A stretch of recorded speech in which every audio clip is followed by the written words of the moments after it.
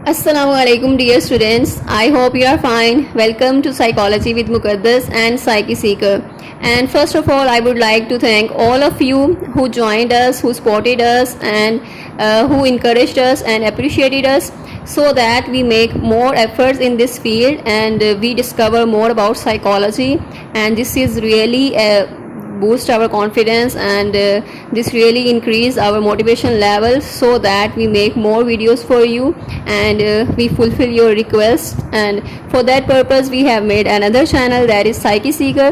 So Psyche Seeker का purpose भी same ही है, जैसे कि साइकोलॉजी विद मुकद्दस का पर्पस था साइकोलॉजी को अंडरस्टैंड करें, कॉन्सेप्ट्स को समझें, and then we make further moves in this field and we understand the concept better, so that we can be better in future and we can apply this knowledge in future and we have a bright future. And psyche Sikar का जो purpose है उसमें भी आपसे psychological concepts जो हैं उन पे यूनिक वीडियोस बनाई जाएंगी, ऐसी वीडियोस बनाई जाएंगी जो यूट्यूब पर भी अवेलेबल नहीं हैं, जो काफ़ी मुश्किल होते हैं कॉन्सेप्ट समझने में. So we wanted to make it easy for you. And उस पर जो वीडियोस होंगी वो इंग्लिश में होंगी, बट उसको आप उर्दू सबटाइटल के साथ भी देख सकते हैं. यानी उर्दू सबटाइटल ऑन करेंगे देन वो उर्दू में आपको वीडियो जो है वो मिल जाएगी, और उर्दू में आप इजीली उसको चेक करके देख कर आप उसे समझ सकेंगे, और इस तरह आपके कॉन्सेप्ट जो हैं वो क्लियर हो जाएंगे उसमें. So if you want to join that channel, so you can join it by subscribing it, और इसका लिंक जो है वो डिस्क्रिप्शन में आपको मिल जाएगा. And let's start this video. इस वीडियो में आपको फाइनल टर्म की प्रिपरेशन के हवाले से कुछ गाइडलाइंस दी जाएंगी, कुछ ऐसी टिप्स एंड ट्रिक्स बताई जाएंगी जिससे आपका एग्ज़ाम्स की तैयारी जो है शॉर्ट टाइम में बहुत अच्छी हो जाएगी. आपका 4 GPA आएगा अगर आप इन टिप्स को यूज़ करेंगे या फिर इन गाइडलाइंस को फॉलो करेंगे. सो हाइपोथेसिस टेस्टिंग से ये चैप्टर स्टार्ट है, और अभी अनाउंसमेंट नहीं आई, लेकिन आप जब भी अनाउंसमेंट आती है तो आप उसको किसी भी जो चैप्टर्स जिससे स्टार्टेड है उससे आप स्टार्ट कर सकते हैं. So we would like to go from lesson number 20 onward. जो भी इसके चैप्टर्स हैं हम वो चेक करेंगे. हाइपोथेसिस टेस्टिंग का मैंने आपको बताया था कि क्या होता है.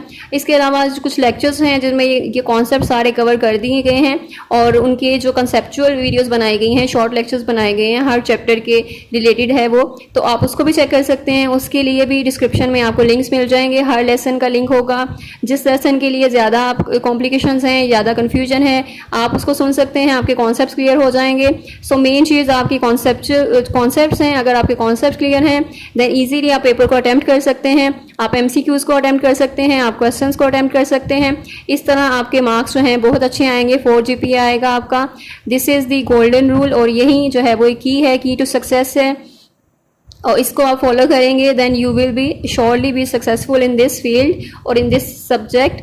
सो यहाँ पर जो इम्पॉर्टेंट MCQs या क्वेश्चंस हैं वो हाईलाइटेड हैं, और उनको वैसे भी आपको मेंशन कर दिया जाएगा, इसलिए आपने वीडियो को स्किप नहीं करना बल्कि कंप्लीट इसको वॉच करना है, so that you get more idea about के कौन से क्वेश्चन आ सकते हैं, किस टाइप के क्वेश्चन आ सकते हैं, और किस टाइप के MCQs आ सकते हैं. तो आपकी जो कन्फ्यूजन है वो भी दूर हो जाएगी, और आपकी जो परेशानी है इस सब्जेक्ट के हवाले से वो भी ख़त्म हो जाएगी. बिकॉज ये सब्जेक्ट जो है मोस्टली स्टूडेंट्स को डिफ़िकल्ट लगता है, टफ लगता है, बट अगर आप इसके कॉन्सेप्ट समझेंगे तो आपको बहुत ईजी लगेगा और उतना ही आपको इंटरेस्टिंग लगेगा. ये इसमें जो कंसेप्चुअल वीडियोस हैं आई वुड सजेस्ट यू कि आप उसको भी चेक करें ताकि आपके कॉन्सेप्ट्स क्लियर हों, आपकी प्रिपरेशन जो है वो अच्छी हो जाए.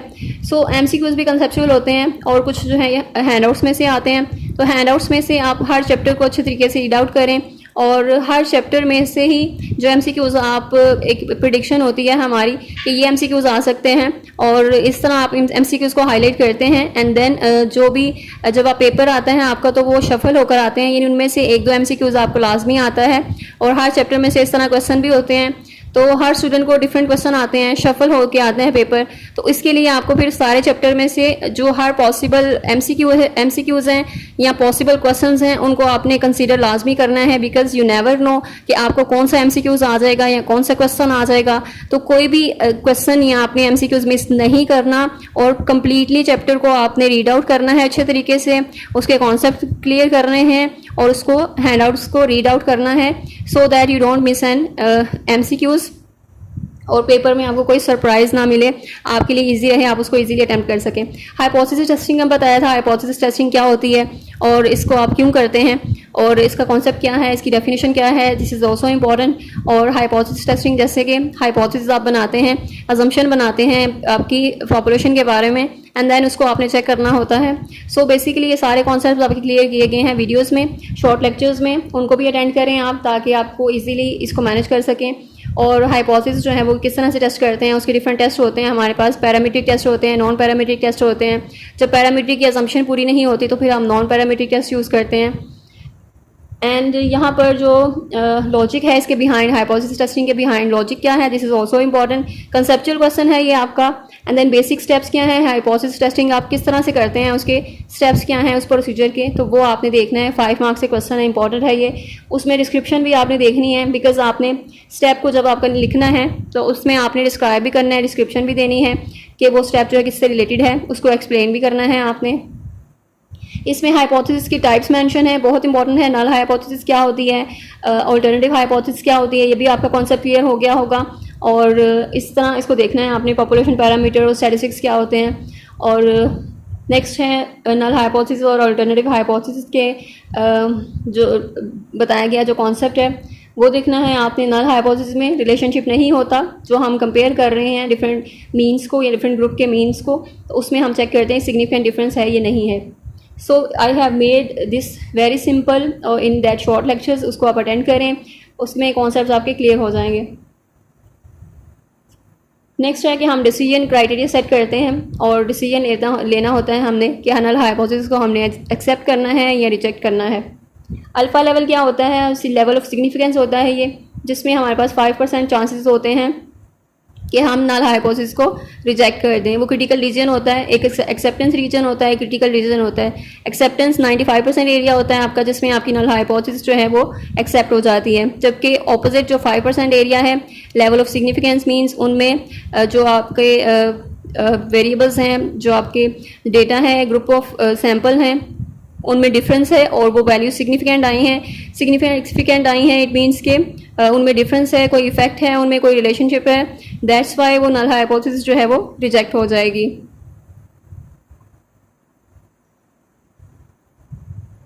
अल्फा लेवल को हम पी वैल्यू भी कहते हैं। पी वैल्यू जो प्रोबेबिलिटी है हम वो निकालते हैं, उसको फिर हम चेक करते हैं लेस देन 5 है या नहीं है। अगर लेस देन 5 है या इक्वल टू 5 है, इट मीन्स कि हमारी वैल्यू सिग्निफिकेंट आई हैं, हमारी नल हाइपोथेसिस जो है वो रिजेक्ट हो जाएगी। और अगर वैल्यू सिग्निफिकेंट 5 से ग्रेटर है तो इट मीन्स कि सिग्निफिकेंट नहीं है, नॉन सिग्निफिकेंट है, और वो हमारी एक्सेप्टेंस रीजन में फॉल करेंगी।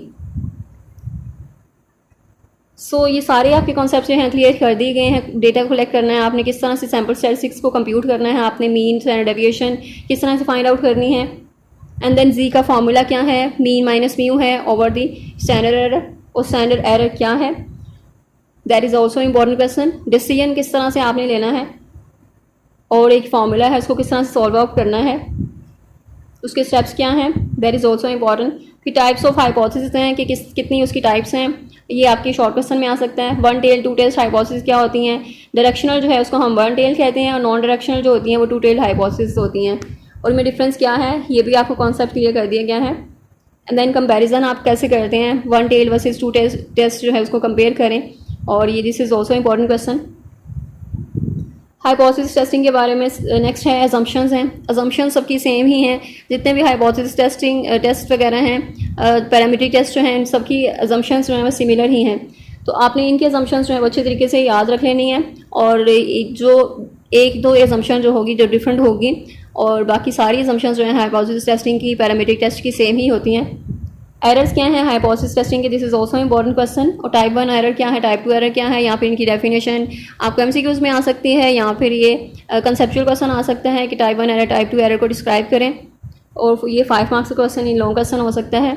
अल्फा लेवल किस तरह से आप सेलेक्ट करते हैं, दिस इज ऑल्सो इंपॉर्टेंट, और इसके जो मेथड है वो बताना है आपने इसमें। How to do hypothesis testing, किस तरह से आप हाइपोथेसिस टेस्टिंग जो है वो करते हैं, और इसको एक्सप्लेन करें। ये एग्जाम्पल के थ्रू भी हो सकता है, या एग्जाम्पलीफाई करने के लिए कहा जा सकता है आपको, तो एग्जाम्पल के थ्रू आपने उसको एक्सप्लेन करना है। हाइपोथेसिस सबसे पहले ये हाइपोथेसिस के स्टेप हैं, और जिसमें स्टेट करते हैं आप हाइपोथेसिस को, फिर सिलेक्ट करते हैं अल्फा लेवल को, इस तरह से डिसीजन लेने के लिए क्राइटेरिया सेट करते हैं। डेटा कलेक्ट करना है आपने। सिंपल ये 5 स्टेप्स हैं और डिसीजन बाद में लेना है आपने। और इस स्टेप्स पे जो हाइपोथेसिस टेस्टिंग है ये उसके स्टेप्स हैं, इंपॉर्टेंट है ये लॉन्ग क्वेश्चन में। नेक्स्ट है हाइपोथेसिस टेस्टिंग, फैक्टर्स क्या हैं जो कि इन्फ्लुएंस कर रहे हैं हाइपोथेसिस टेस्टिंग को, और जो हमारा आउटकम आता है ऑफ हाइपोथेसिस टेस्ट उसको जो कौन से फैक्टर्स इन्फ्लुएंस करते हैं वो देखना है आपने। वेरिएबिलिटी ऑफ द स्कोर है और number of the score in the sample. So this is also very much easy और ये आपके MCQs में भी आ सकता है question. Statistical power of the test क्या होता है, यानी स्टैटिस्टिकल पावर यानी कि टेस्ट की जो पावर है कि जो नल हाइपोथेसिस है उसको आपने रिजेक्ट करना है जब हमारी सिग्निफिकेंट वैल्यू आएगी या हमारा ट्रीटमेंट जो है उसमें देखेंगे कोई इफेक्ट आ रहा है, तो दैट मीन्स कि नल हाइपोथेसिस को हमने रिजेक्ट करना है और उसको हम रिजेक्ट कर देते हैं। This is called power of the test. और पावर क्या है, प्रोबेबिलिटी जो है इसकी क्या है, पॉसिबल आउटकम्स क्या हैं कि आपने fail to reject null hypothesis और reject null hypothesis. Fail to reject means type 2 error आ रही है यहाँ पे, और जब रिजेक्ट करते हैं आप हाइपोथेसिस मीन्स 1 माइनस बीटा आपने करना है। तो जो टाइप 2 एरर है उसको हम बीटा भी कहते हैं और प्रोबेबिलिटी जो है उसकी बीटा होती है, बीटा की वैल्यू होती है उसमें। नेक्स्ट है factors affecting power of the test. कौन से फैक्टर्स हैं जो कि पावर ऑफ द टेस्ट को इफेक्ट कर रहे हैं, that is sample size effect करता है, अल्फा लेवल इफेक्ट करता है, और 1 tailed versus 2 tailed test effect करते हैं। This is also important question, short question में आएगा ये।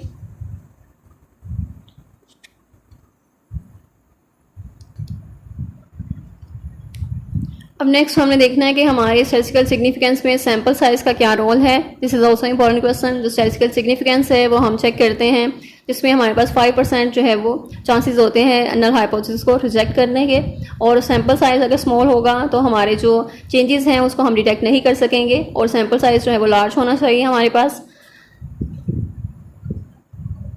नेक्स्ट है इसमें पी वैल्यू जो है वो देखते हैं हम, और पी वैल्यू से ही हम वो स्टैटिस्टिकल जो है वो एनालिसिस करते हैं, चेक करते हैं, देखते हैं कि हमारी जो वैल्यू है वो सिग्निफिकेंट एरिया में है या नॉन सिग्निफिकेंट एरिया में है। तो नल हाइपोथेसिस को हमने एक्सेप्ट करना है या रिजेक्ट करना है।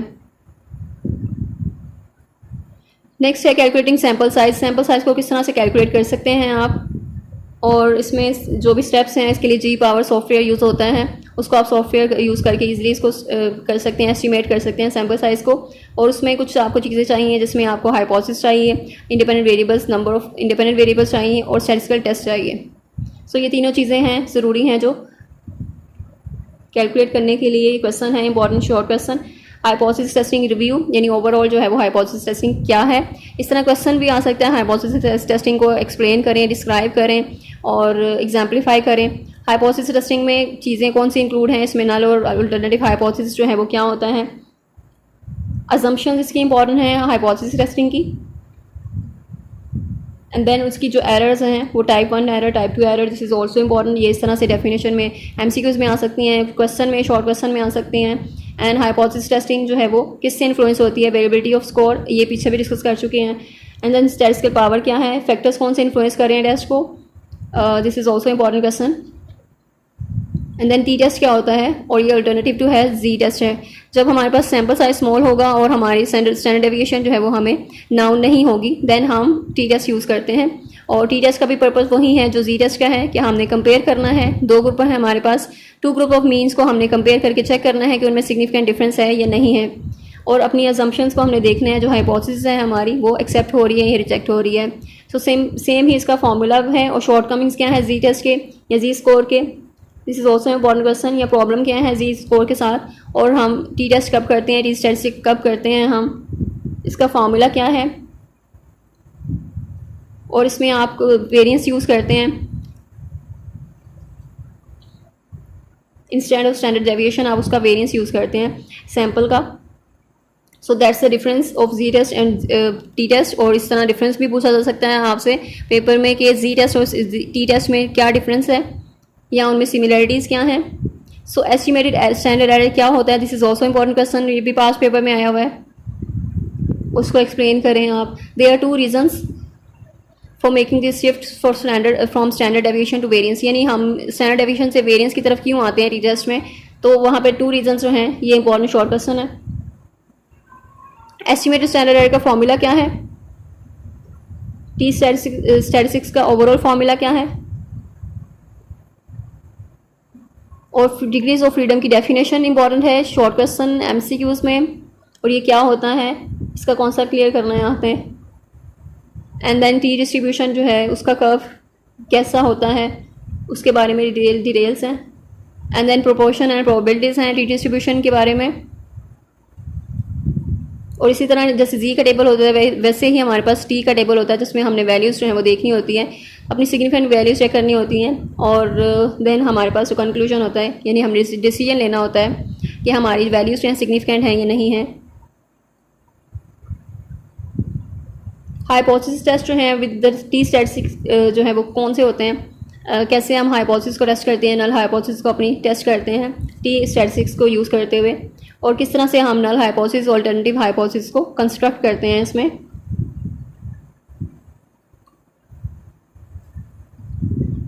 अगेन कुछ स्टेप्स हैं हाइपोथेसिस जो है वो कंस्ट्रक्ट करने के, और इसमें आप वही जो मेन हाइपोथेसिस टेस्टिंग के स्टेप्स हैं सेम वही स्टेप्स हैं जिनको आपने फॉलो करना है। और स्टेप 3 सेम वही सब स्टेप्स हैं, आपने कैलकुलेट करना है टेस्ट स्टैटिस्टिक को। और नेक्स्ट है स्टेप 4 डिसीजन लेना है आपने, आपकी नल हाइपोथेसिस जो है एक्सेप्ट हुई है रिजेक्ट हुई है।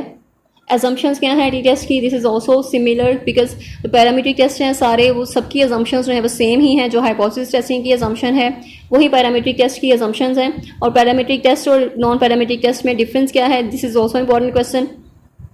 और उनकी एजम्पशंस जो हैं दिस इज़ ऑल्सो इम्पॉर्टेंट, हर जो है वो टेस्ट की एजम्पशन इंपॉर्टेंट है और एजम्पशन सिमिलर ही हैं, तो इसलिए आपको ज़्यादा डिफ़िकल्टी नहीं होगी कोई एजम्पशन यानी सारी एजम्पशंस याद करने में। सिमिलर हैं तो आपने बस उनके जो पॉइंट्स हैं आपने वो देख लेने हैं और उसको आप कर सकते हैं।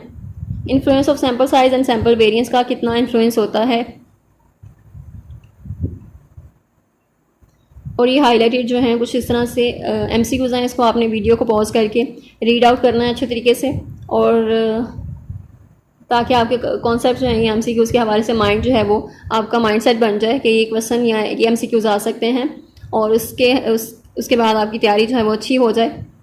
किस तरह से आप टी स्टैटिस्टिक्स को कैलकुलेट करते हैं, दैट इज़ ऑल्सो इम्पॉर्टेंट। फिर वन सैम्पल टी टेस्ट है, इसको आपने SPSS में किस तरह से यूज़ करना है, SPSS में किस तरह से कैलकुलेट करना है, किस तरह से उसमें कंप्यूट करना है, कौन से स्टेप्स होते हैं। और ये शॉर्ट क्वेश्चन में 3 मार्क्स के क्वेश्चन में आ सकता है कि डेटा को एनालिसिस आप किस तरह से करते हैं, टी टेस्ट को किस तरह से कैलकुलेट करते हैं, कहाँ पर आपने क्लिक करना है और किस तरह से आपका रिजल्ट आएगा। कॉन्फिडेंस लेवल कितना होता है हमारा, 95% होता है, 5% क्रिटिकल रीजन होता है। किस तरह से रिजल्ट को रिपोर्ट करते हैं आप टी टेस्ट के।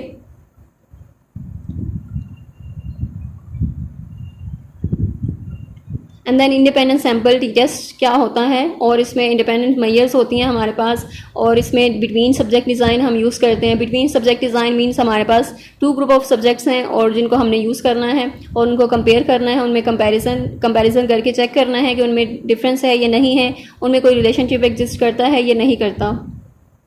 सो उसे इसीलिए इंडिपेंडेंस टी टेस्ट भी कहते हैं, बिकॉज हमारे पास इंडिपेंडेंट मेजर्स होंगे और हमारे पास जो रिसर्च डिज़ाइन है वो बिटवीन सब्जेक्ट डिज़ाइन है, और इसमें हम अनरिलेटेड ग्रुप्स को करते हैं, उसको कंपेयर करते हैं।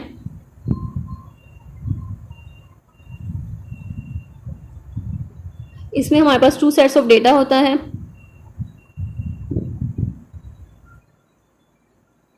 और 2 सेट ऑफ डेटा जो है वो सेम ग्रुप ऑफ पार्टिसिपेंट से भी हो सकता है। और इस तरह से आपने यानी हर ग्रुप की अलग अलग से उनमें वेरिएंस चेक करना है और उनको जो कंबाइन करके चेक करना है कि उनमें वेरिएंस है या नहीं, डिफरेंस है या नहीं। अजम्पशंस क्या हैं, इसकी अजम्पशंस भी बहुत ईजी हैं, सेम वो अजम्पशंस हैं जो आपकी हाइपोथेसिस टेस्टिंग की होती हैं। सैम्पल इंडिपेंडेंट होना चाहिए, इंडिपेंडेंट मेजर्स होनी चाहिए, नॉर्मल डिस्ट्रीब्यूशन होनी चाहिए, इक्वल वेरिएंस होना चाहिए, होमोजेनिटी वेरिएंस होनी चाहिए। एंड देन हाइपोथेसिस टेस्टिंग है, उसमें जो गोल है इंडिपेंडेंट मेजर रिसर्च का वो क्या है, इंपॉर्टेंट क्वेश्चन है। और इसमें हाइपोथेसिस टेस्टिंग क्या होती है, अल्टरनेटिव क्या है, और कैलकुलेशन किस तरह से करते हैं इंडिपेंडेंट सैम्पल टी टेस्ट की, फॉर्मूला क्या है, this is also important questions. और किस तरह से आप फार्मूला को कैलकुलेट करते हैं उसकी कंप्लीट डिटेल। देन इंटरप्रेट किस तरह करते हैं आप एस्टिमेटेड स्टैंडर्ड एरर को, उसका कंप्लीट प्रोसीजर। और डिग्रीज ऑफ फ्रीडम जो है इसमें क्या है।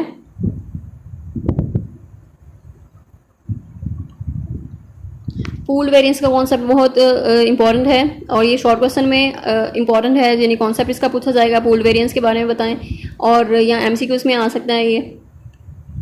और इसका फॉर्मूला पूल वेरिएंस का क्या है, इसको किससे डिनोट करते हैं। नेक्स्ट है एस्टिमेटेड स्टैंडर्ड एरर क्या है और किस तरह से आपने फाइंड आउट करना है इंडिपेंडेंट सैंपल टी टेस्ट का estimated standard error.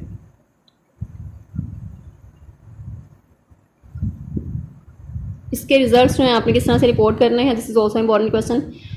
And then independent sample T test, और इसमें यानी इसकी डेफिनेशन इंपॉर्टेंट है एमसीक्यूज के हवाले से, क्वेश्चन के हवाले से, और इसका ओवरऑल कॉन्सेप्ट क्या है।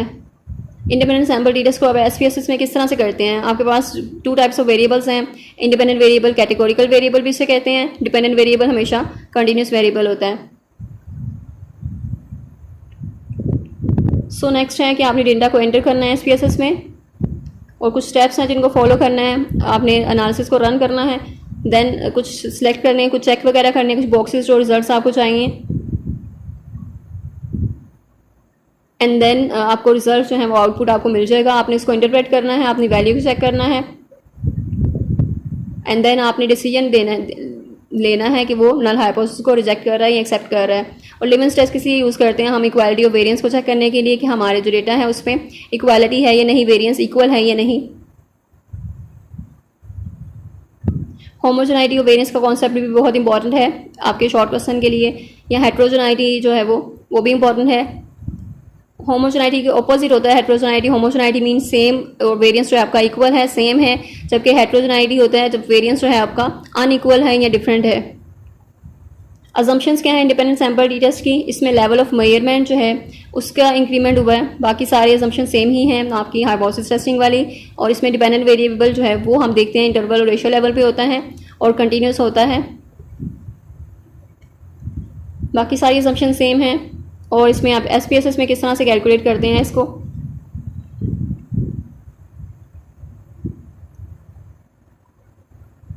यहाँ पर कुछ जो इंपॉर्टेंट एमसीक्यूज हैं, जैसे स्क्यूनेस है, पॉजिटिव स्क्यूनेस क्या है, नेगेटिव स्क्यूनेस की वैल्यूज़ क्या हैं, किसको इंडिकेट करती हैं वो, और उनका जो है वो हाई एंड है या लो एंड है। होमोजेनाइटी वेरिएंस ऑल्सो इंपॉर्टेंट क्वेश्चन, लेवेंस जो है टेस्ट वो यूज़ होता है इसके लिए, इसको मेजर करने के लिए कि इक्वालिटी है वेरिएंस में या नहीं है।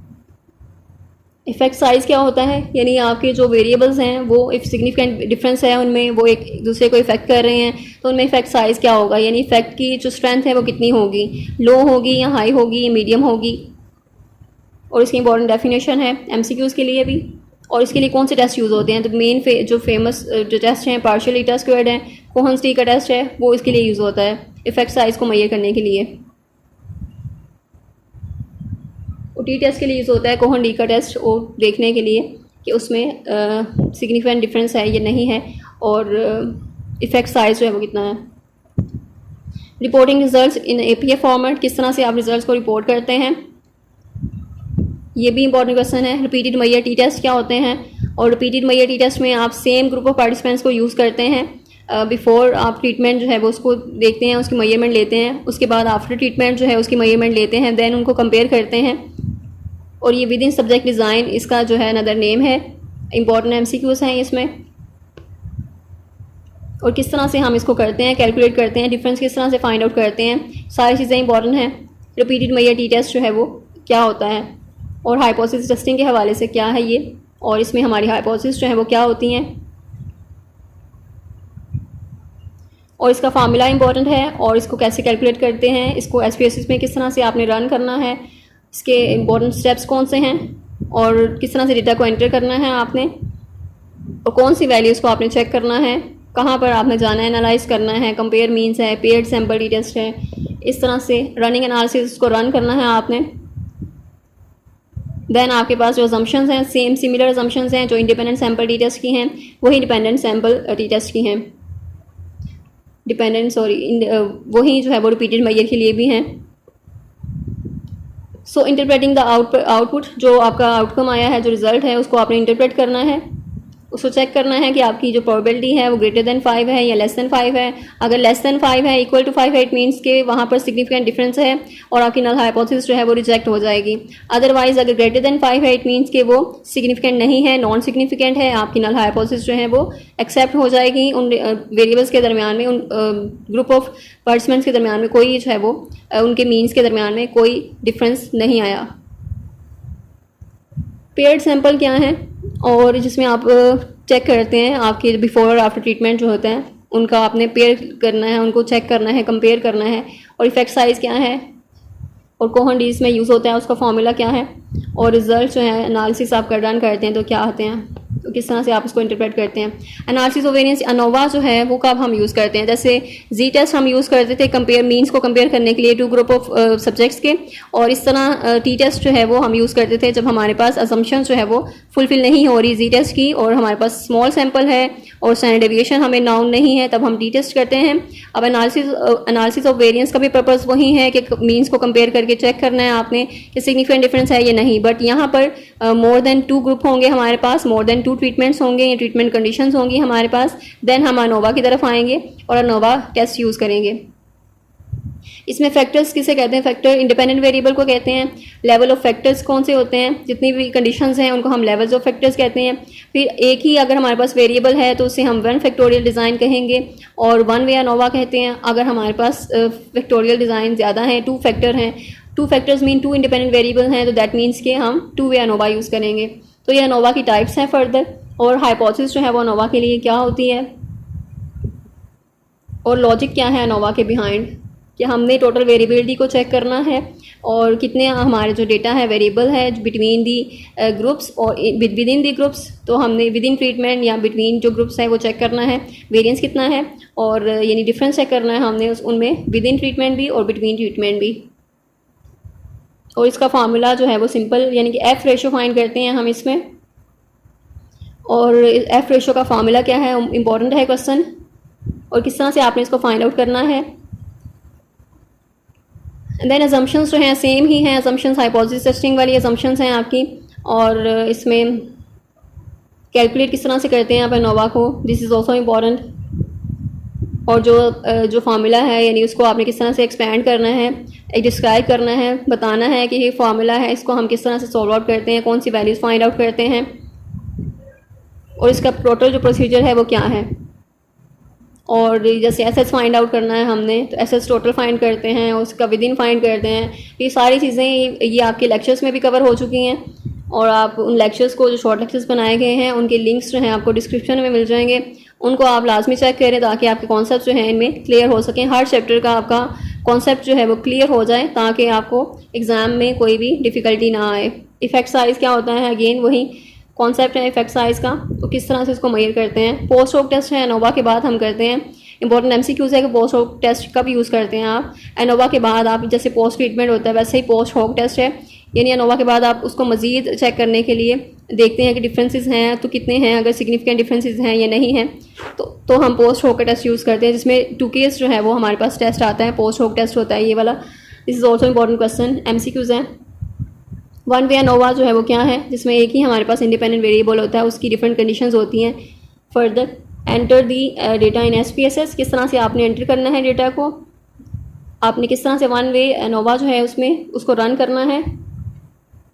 अजम्पशंस क्या है 1 वे अनोवा की, दिस इज़ ऑल्सो इम्पॉर्टेंट, और ये भी सिमिलर ही हैं आपके।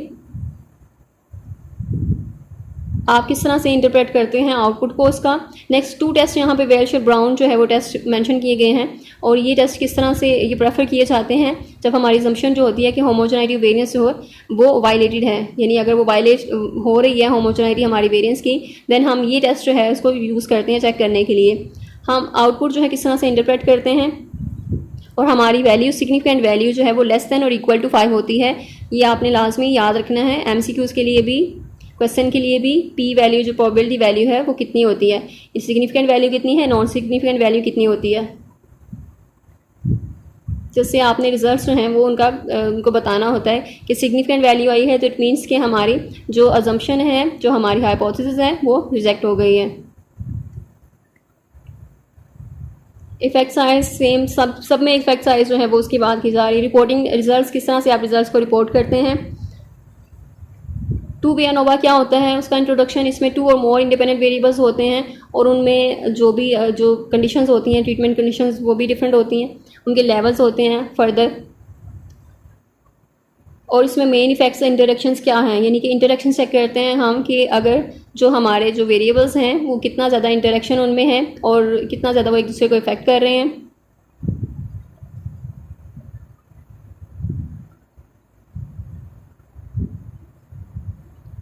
और इसका टोटल प्रोसीजर जो है ये इंपॉर्टेंट है और उन्होंने एग्जाम्पल के साथ उसको क्लैरिफाई किया है। हाइपोथेसिस जो है वो टू वे अनोवा के लिए क्या है। वीडियो को पॉज करके काइंडली आप उसको रीड आउट कर लें ताकि कोई पॉइंट अगर मिस हो गया, वीडियो लेंथी होने की वजह से कोई पॉइंट मिस हो जाए तो आप उसको पॉज करके आप उसको रीड करके उसको देख सकें कि ये एमसीक्यूज़ इस तरह का भी हो सकता है और जो पॉसिबल एमसीक्यूज़ हैं कि इसमें कौन सा पॉसिबल एमसीक्यूज़ हो सकता है। एज़ यू नो कि आपके जो एमसीक्यूज़ हैं हैंडआउट्स में से ही आते हैं, मोस्टली हैंडआउट्स में से आते हैं 80% और बाकी जो 20% हैं वो आपके कंसेप्चुअल होते हैं एमसीक्यूज़। अगर आपके कॉन्सेप्ट्स क्लियर हैं दैन ईजिली आप उसको अटैम्प्ट कर सकते हैं। And do share this video with other students ताकि बाकी स्टूडेंट्स जो हैं वो भी उनकी तैयारी भी अच्छी हो जाए, वो उसको मैनेज कर सकें, उनके लिए भी ईजी रहे, हेल्पफुल रहे। सो अजम्पशंस टू वे की भी सेम ही हैं। Homogeneity of variance this is also important और ये लेवेंस टेस्ट हम यूज़ करते हैं, किस लिए यूज़ करते हैं, ये भी इंपॉर्टेंट क्वेश्चन है।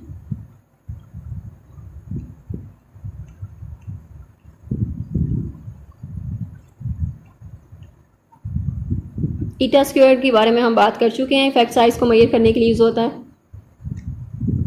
टू वे अनोवा को आप किस तरह से इंटरप्रेट करते हैं और इसके लिए प्लॉट्स में वैल्यूज़ बताया गया, ग्राफ की फॉर्म में है ये, जिसमें आप इजीली उसको एस्टिमेट कर सकते हैं और उसका डिफरेंस चेक कर सकते हैं ट्रीटमेंट्स का। अनोवा जो है रोबस्ट टेस्ट क्यों है, this is also important question और ये आपके जो लेक्चर है, शॉर्ट लेक्चर, उसमें मैंने डिटेल से इसको मेंशन किया है, इसको हाईलाइट किया है, इसको कॉन्सेप्ट क्लियर किया है। तो आप काइंडली वो वीडियो वॉच करें और ताकि आपका ये कॉन्सेप्ट क्लियर हो। इसमें कंसेप्चुअल क्वेश्चन ये पेपर में आया हुआ है कि रोबस्ट टेस्ट अनोवा जो है वो क्यों, कैसे है और इसको क्यों कहा जाता है रोबस्ट टेस्ट। एडवांटेजेस, अनोवा के एडवांटेजेस क्या हैं और अनोवा जो है वो उसको हम एफ टेस्ट भी कहते हैं, this is also important. Reporting results को आप किस तरह से रिपोर्ट करते हैं एंड कोरिलेशन एनालिसिस, किस तरह से आप दोनों वेरिएबल्स जो हैं आपके पास जो आते हैं उसको आपने देखना है कि उनमें कोई रिलेशनशिप है या नहीं है, और अगर रिलेशनशिप है तो उसकी स्ट्रेंथ क्या है, उसकी डायरेक्शन क्या है, उसको मेजर करने के लिए हम कोरिलेशन एनालिसिस यूज़ करते हैं। और इसमें हम देखते हैं कि हमारे पास डायरेक्शन जो है उसकी पॉजिटिव है, नेगेटिव है, या फिर वो वीक है या स्ट्रॉन्ग है। तो एप्लीकेशन कहाँ पर अप्लाई कर सकते हैं इसको, इंपॉर्टेंट क्वेश्चन है, एमसीक्यूज़ में भी आ सकता है ये। और कैरेक्टरिस्टिक क्या है इसकी रिलेशनशिप की, डायरेक्शन ऑफ रिलेशनशिप देखते हैं हम, इसमें पॉजिटिव नेगेटिव है, या फिर इसमें फॉर्म ऑफ रिलेशनशिप देखते हैं, लीनियर फॉर्म है या नहीं है, या स्ट्रेंथ उसकी देखते हैं कि कितना वो पावरफुल है या फिर वो वैल्यू जो है वो वीक है या स्ट्रॉन्ग रिलेशनशिप है।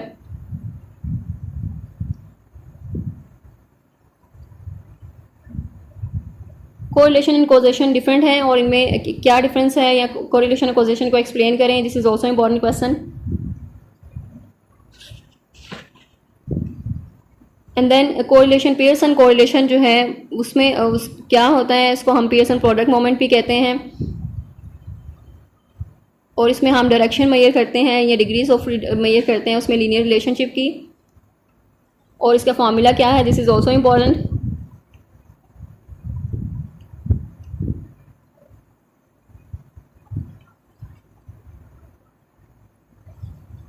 कोरिलेशन एनालिसिस, नल हाइपोथेसिस, उसमें अल्टरनेटिव हाइपोथेसिस क्या होती हैं, रहू को, ग्रीक लेटर जो रहू है वो किस लिए यूज़ होता है, किसको रिप्रेजेंट करता है वो, तो पॉपुलेशन कोरिलेशन के लिए हम यहाँ पे रहू जो है वो यूज़ करते हैं।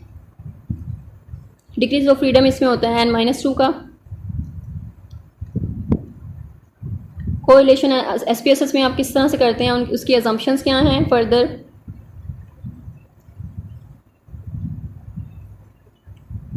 और डेटा एंट्री क्या है, रनिंग एनालिसिस, बाईवेरिएट क्या होता है, बाईवेरिएट जो है वो आपका रिलेटेड टू वेरिएबल्स होते हैं, और ये भी इंपॉर्टेंट है, यानी कॉन्सेप्ट इंपॉर्टेंट है। कुछ इस तरह की टर्म्स हैं स्टैटिस्टिकल जो कि क्वेश्चन में आ सकती हैं और शॉर्ट क्वेश्चन आ सकता है, और शॉर्ट सी जो टर्म्स है जैसे कि बाइवेरिएट है तो आपने उसको एक्सप्लेन करना है। मल्टी कोलिनियरिटी जो है वो भी आगे आएगी टर्म, तो उसको आपने एक्सप्लेन करना है। इस तरह से जो छोटी छोटी टर्म्स हैं स्टैटिस्टिकल, उसको अंडरस्टैंड कर लें, उसका कॉन्सेप्ट क्लियर कर लें ताकि आपके लिए ईजी रहे, आप उसको ईजिली डिफाइन कर सकें वहाँ पर, और शॉर्ट क्वेश्चन जो है वो ईजिली इस तरह आप उसको अटैम्प्ट कर सकें। I hope this video is really helpful for you, और आपकी सारी जो मिसअंडरस्टैंडिंग थी वो क्लियर हो चुकी हैं, सारी कन्फ्यूजन जो है वो आपकी दूर हो चुकी हैं, और आपको आइडिया हो जाएगा कि MCQs क्या हैं और क्वेश्चंस क्या हैं, सो दैट आपकी प्रिपरेशन जो है वो बहुत अच्छी हो इसमें। एंड देन इसमें हम देखते हैं जब हमारे पास वैल्यूज़ आती हैं, कोरिलेशन फाइंड करते हैं, आर की वैल्यूज़ देखते हैं हम, वो स्मॉल मीडियम लार्ज है यानी कि वीक है या स्ट्रॉन्ग है, तो लार्ज मीन्स कि वो स्ट्रॉन्ग रिलेशनशिप है उन वेरिएबल्स के दरमियान में, मीडियम है तो मीडियम, और स्मॉल है तो इट मीन्स वीक है रिलेशनशिप। ये इंपॉर्टेंट MCQ से। टाइप्स ऑफ कोरिलेशन है तो पार्शियल कोरिलेशन है, इसमें सारी टाइप्स इंपॉर्टेंट हैं, इसमें आपने डिफरेंस चेक करना है। इस वीडियो को भी मैंने बहुत अच्छे से एक्सप्लेन किया है कि क्या डिफरेंस है, टाइप्स कौन कौन सी हैं और किस तरह से हमने इसको देखना है। सो डिफरेंट टाइप्स हैं, पार्शियल कोरिलेशन है, उसकी एक्सप्लेनेशन है, इंपॉर्टेंट है, और उसमें डिग्रीज ऑफ फ्रीडम 3 का होता है, N-3 होता है। स्पीयरमैन कोरिलेशन क्या है, इसको किस तरह डिनोट करते हैं, इनमें डिफरेंस क्या है। इस तरह से कोई भी क्वेश्चन आ सकता है, लॉन्ग क्वेश्चन आ सकता है कि स्पीयरमैन कोरिलेशन या पार्शियल कोरिलेशन में डिफरेंस क्या है, इन दोनों को कंपेयर करें, ये कंपैरिजन आ सकता है इनका, या फिर अलग से शॉर्ट क्वेश्चन आ सकता है, या पॉइंट बाय सीरियल कोरिलेशन क्या होता है, फाइव कोफिशिएंट क्या है। तो इस तरह से पॉसिबल सारे क्वेश्चन जो हैं इसमें से हाईलाइटेड हैं, और MCQs भी हाईलाइटेड हैं, और यानी आपने अगर पूरा इस चैप्टर किया है अच्छे तरीके से तो कोई भी आपको MCQs आ सकता है, कोई भी क्वेश्चन आ सकता है। तो सारे पॉसिबल क्वेश्चंस और MCQs को किया करें, लाजमी चेक किया करें, माइंडसेट बनाया करें अपना, ताकि आपको जो एग्ज़ाम में क्वेश्चन आए तो आप इजीली उसको अटैम्प्ट कर सकें। और किसी को कोई आइडिया नहीं है कौन सा क्वेश्चन किस स्टूडेंट को आएगा, सारे स्टूडेंट्स को शफल होकर क्वेश्चन आएंगे। अगर किसी को एक क्वेश्चन आया है फाइव ऑप्शन के बारे में, तो मे भी दूसरे स्टूडेंट को पॉइंट बाय सीरियल कोरिलेशन आए, तो इस तरह सारे स्टूडेंट्स को शफल होकर क्वेश्चन आएंगे, डिफरेंट क्वेश्चन आएंगे। और बाय चांस किसी का क्वेश्चन जो है वो अगर मैच कर जाए, मिल जाए, या सिमिलर क्वेश्चन हो जाए तो वो अलग बात है, यानी इस तरह भी हो सकता है, लेकिन मोस्टली शफल ही होते हैं क्वेश्चन सारे, और आपने सारे ही क्वेश्चन को देखना होता है और कोई भी क्वेश्चन आपने नहीं छोड़ना। अदरवाइज़ ये भी हो सकता है कि आप जो क्वेश्चन लीव करते हैं या उसकी प्रिपरेशन नहीं करते तो वही क्वेश्चन आपको पेपर में आ जाता है। तो जितने भी पॉसिबल क्वेश्चंस हैं उनको सबका जो भी आइडिया है उनको लाजमी आपने कवर करना है। नेक्स्ट है रिग्रेशन। लीनियर इक्वेशन क्या है, उसका फॉर्मूला क्या है, और इसके बारे में डेफिनेशन इंपॉर्टेंट है।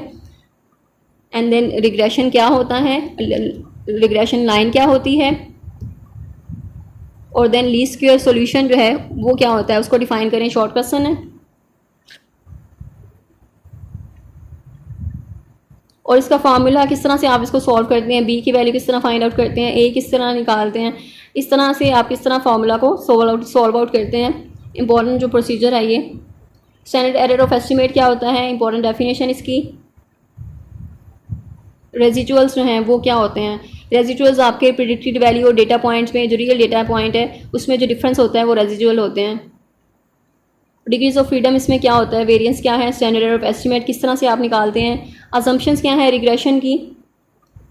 इसमें से कोई MCQs आपको आ सकते हैं, या फिर इनमें जो भी असम्पशन है फुल क्वेश्चन आ सकता है कि रिग्रेशन की असम्पशंस बताएं, और इसको आपने जस्ट 5 असम्पशंस मेंशन करनी होंगी। अगर लॉन्ग क्वेश्चन में मे बी वो नंबर जो है वो मेंशन कर दें कि 5 या 6 असम्पशन बताएं, या मे बी ना करें और लॉन्ग क्वेश्चन में आपको बता दें कि रिग्रेशन की असम्पशंस जो हैं वो आप उसको मेंशन करें। तो 5 मार्क्स की क्वेश्चन में आता है तो मोर देन आप 5 कर सकते हैं असम्पशन को मेंशन, और 5 और 6 और 8 भी कर सकते हैं अगर आपको क्लियर हैं असम्पशंस। तो इसमें मल्टीकोलिनियरिटी का जो कॉन्सेप्ट है वो भी आपने देखना है कि प्रिडिक्टर जो हैं अगर उनमें कोरिलेशन जो है वो हाई है या हाई कोरिलेटेड है आपस में, तो वो मल्टीकोलिनियरिटी जो है उसका कॉन्सेप्ट है।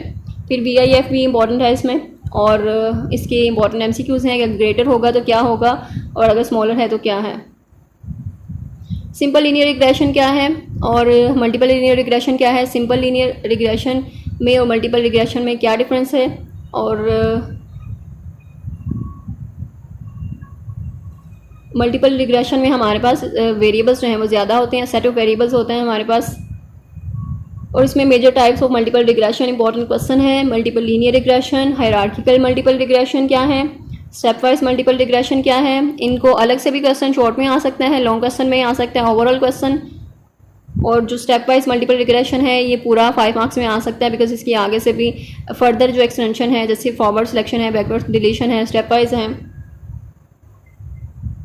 नेक्स्ट SPSS में आपको किस तरह इस सॉल्व आउट करते हैं, इसको कंप्यूट करते हैं, इसको डेटा एंटर जो है वो किस तरह करते हैं, वैल्यूज़ एंटर करते हैं अपनी, एंड देन आपने कुछ बॉक्सेस को सिलेक्ट करना होता है, किस तरह से आप डेटा को एनालिसिस करेंगे, रन करेंगे एनालिसिस, एंड देन आपके पास जो आपकी जो आउटपुट है या आउटकम है, आपका रिजल्ट जो है वो मिल जाएगा, आपको वैल्यू आपको मिल जाएगी।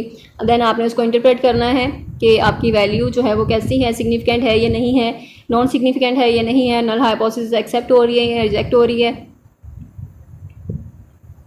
एंड देन नेक्स्ट है मल्टीपल लीनियर रिग्रेशन, और इसमें भी सेम वही, इसमें SPSS में किस तरह से डेटा को एंटर करते हैं आप।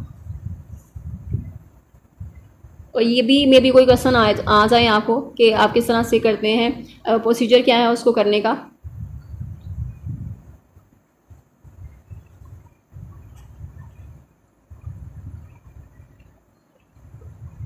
अजम्पशंस हैं मल्टीपल लीनियर रिग्रेशन की इंपॉर्टेंट है, जिसमें मल्टी कॉन्लिनियरिटी का कॉन्सेप्ट है, और VIF है, एंड देन इंडिपेंडेंट ऑब्जर्वेशन और नॉर्मेलिटी ये सेम है। होमोसिडेसिटी क्या है कि जो आपके जो रेजिजुअल्स हैं उनमें जो रफली डिस्ट्रीब्यूटेड हैं उनमें वेरिएंस जो है वो सेम है। सो रेजिजुअल्स जो हैं, हेट्रोसिडेसिटी इसके ऑपोजिट होगा, जिसमें इट मीन्स के रेजिजुअल्स में जो वेरिएंस है यानी उसमें डिफरेंस है और वो सेम नहीं है। इस तरह से कोई जो आपके टर्म्स आ सकती हैं, जैसे हेट्रोसिडेसिटी है, होमोसिडेसिटी है, मल्टी कॉलिनियरिटी है, ये सारे क्वेश्चन पेपर में आए हुए हैं, तो ये भी इंपॉर्टेंट है, इसको भी आपने अच्छे से माइंड में रखना है कि शॉर्ट क्वेश्चन में आ सकते हैं, तो आपने इसका कॉन्सेप्ट क्लियर करना है ताकि आप इजीली इसको अटैम्प्ट कर सकें। फिर नॉन पैरामीट्रिक टेस्ट है, जब हमारे पास पैरामीट्रिक टेस्ट की अजम्पशन फुलफिल नहीं होती तब हम नॉन पैरामीट्रिक टेस्ट की तरफ आते हैं, और नॉन पैरामीट्रिक टेस्ट में मेन चीज़ हमारी जो नॉर्मल डिस्ट्रीब्यूशन है वो नहीं होती, और इसमें सैम्पल साइज़ हमारे पास स्मॉल होता है, डेटा हमारे पास ऑर्डिनल और नॉमिनल होता है, कंटिन्यूस नहीं होता, जिसकी वजह से फिर हम ये टेस्ट यूज़ करते हैं, नॉन पैरामीट्रिक टेस्ट यूज़ करते हैं। इसे हम अजम्पशन फ्री टेस्ट भी कहते हैं, बिकॉज हमारे पास कोई अजम्पशन नहीं है इसमें। काई स्क्वायर टेस्ट है, सबसे पहले काई स्क्वायर टेस्ट आप अनोवा के अगेंस्ट यूज़ करते हैं, और इसमें वही मेन चीज़ वही है कि आपने कंपेयर करना है फ्रीक्वेंसी जो है वो आपकी जो रियल फ्रीक्वेंसी है, जो आपकी एक्सपेक्टेड फ्रीक्वेंसी है, आपने उसको कंपेयर करके चेक करना है कि अजम्पशन जो है वो फुलफिल हो रही है या नहीं हो रही, और आपकी हाइपोथेसिस जो है वो रिजेक्ट हो रही है या इससे एक्सेप्ट हो रही है। एक्सपेक्टेड फ्रीक्वेंसी का साइज़ कितना होता है और इसको आप किस तरह से कैलकुलेट कर सकते हैं। काई स्क्वायर टेस्ट में 2 टेस्ट जो हैं उसमें और भी इन्वॉल्व होते हैं, गुडनेस ऑफ फिट का है और काई स्क्वायर फॉर इंडिपेंडेंस है। Chi square test for independence में क्या टेस्ट होता है, और इसमें आपने रिलेशनशिप चेक करना होता है बिटवीन 2 वेरिएबल्स, और इंडिपेंडेंट आपने मेजरमेंट्स लेनी है, ऑब्जर्वेशंस लेनी है इसमें आपने, और इसमें कैटेगरीज ऑफ वेरिएबल होंगे एक, और दूसरी जो है वो आपकी कंटिन्यूस वेरिएबल। फ्रीक्वेंसीज आपने बेसिकली चेक करनी होती हैं, फ्रीक्वेंसीज को आपने कंपेयर करना होता है इसमें, और किस तरह से आप उसको कैलकुलेट करते हैं, आपकी जो एक्सपेक्टेड फ्रीक्वेंसी है उसका फार्मूला क्या है, और ये फार्मूला आपसे पूछा जा सकता है क्वेश्चन में, शॉर्ट क्वेश्चन में, एक्सपेक्टेड फ्रीक्वेंसी क्या है, और इसमें FC है, FR है, ओवर N, और SPSS में आप किस तरह से करते हैं इसको।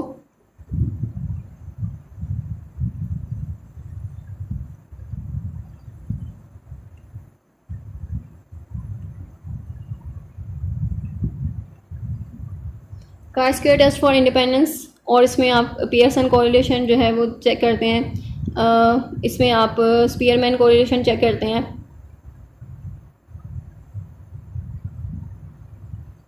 और पियर्सन जो है वो हम उसमें यूज़ करते हैं पैरामीट्रिक टेस्ट में। स्पीयरमैन हम यूज़ करते हैं जब हमारी असम्पशन फुलफिल नहीं होती, और इसको हम फिर नॉन पैरामीट्रिक टेस्ट में यूज़ करते हैं।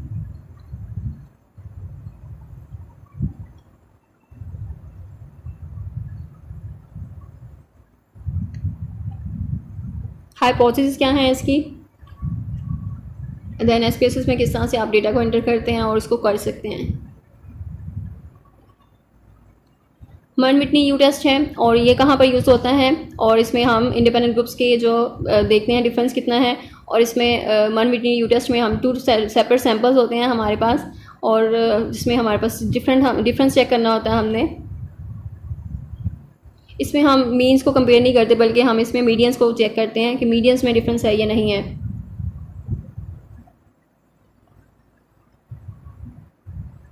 और इसको SPSS में आपने किस तरह से करना है।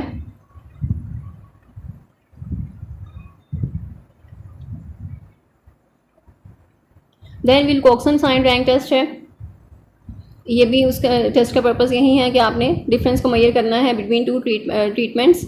और इस तरह आप रिपीटेड मेजर इसमें टेस्ट एक्सपेरिमेंट यूज़ करते हैं आप।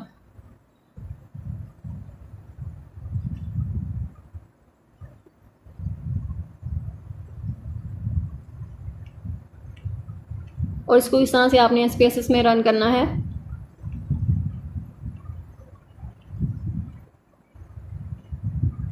नेक्स्ट है Kruskal Wallis and Friedman test. Kruskal Wallis test आप कब यूज़ करते हैं, किसका अल्टरनेटिव है, ये अनोवा का अल्टरनेटिव है। इट मीन्स हमारे पास इसमें 2 से ज़्यादा ग्रुप्स हैं और जिसको हमने कंपेयर करके चेक करना है, वेरिएंस चेक करना है उनके दरमियान कितना है। और इसमें मन विटनी यू टेस्ट के ही बराबर है ये, लेकिन मन विटनी यू टेस्ट में हम जस्ट 2 ग्रुप्स को कंपेयर करते थे, लेकिन इसमें हम 2 से ज़्यादा ग्रुप जैसे अनोवा में हम करते हैं वैसे ही इसमें कर सकते हैं। और अनोवा और इसमें क्या डिफरेंस है कि हमारी जम्पशन जो है अगर फुलफिल नहीं होती, जो कि होती हैं पैरामीट्रिक टेस्ट की, तो फिर हम नॉन पैरामीट्रिक यानी उसके अगेंस्ट जो टेस्ट है वो यूज़ करते हैं। तो क्रूस्कल वैलिस टेस्ट जो है अनोवा के अगेंस्ट यूज़ होता है। अगर हमारी जो वैल्यूज़ हैं, जो पॉपुलेशन है वो नॉर्मली डिस्ट्रीब्यूटेड नहीं है और स्मॉल साइज़ है, देन हम नॉन पैरामीट्रिक टेस्ट यूज़ करते हैं। सो इस तरह आपने रनिंग एनालिसिस इसको करना है और SPSS में इसको किस तरह से कैलकुलेट करना है, उसका प्रोसीजर क्या है ओवरऑल। एंड देन आपके पास वो वैल्यू आ जाएगी, आउटपुट आ जाएगा। आपने रिजल्ट को इंटरप्रेट करना है और चेक करना है कि आपकी वैल्यू सिग्निफिकेंट है या नहीं है। So this was about the final term exam preparation. I hope कि आप काफ़ी कन्फ्यूजन दूर होगी और आपको प्रिपरेशन का एक आइडिया हो गया होगा किस तरह से आपने प्रिपेयर करना है और आप थोड़े से टाइम पे किस तरह से मैनेज कर सकते हैं, बिकॉज आपके पास एक आइडिया है, एक माइंडसेट आपका बन गया है। देन आप इजीली उसको अटेम्प्ट कर सकते हैं और उसको आप माइंड में रखेंगे, क्वेश्चन आ सकते हैं, देन उसकी प्रिपरेशन जो है आपकी अच्छी होगी और आप उसको ज़्यादा कंसीडर करेंगे। And do share this video with other students ताकि बाकी स्टूडेंट्स की भी इस तरह से हेल्प हो जाए। And thank you so much again for your support, for your love, for your appreciation, for your encouragement, and this is really boost our confidence and increase our motivation level so that we make more effort in this field to discover more about psychology, to learn more about psychology and to have more ideas about psychology so that we this thing will help us in future. And don't forget to subscribe another channel, and that is also for understanding the psychological concepts. Agar if you find that interesting, then do join that channel also. And thank you so much. अपना बहुत सा ख्याल रखें, दुआओं में याद रखें। अल्लाह हाफिज़।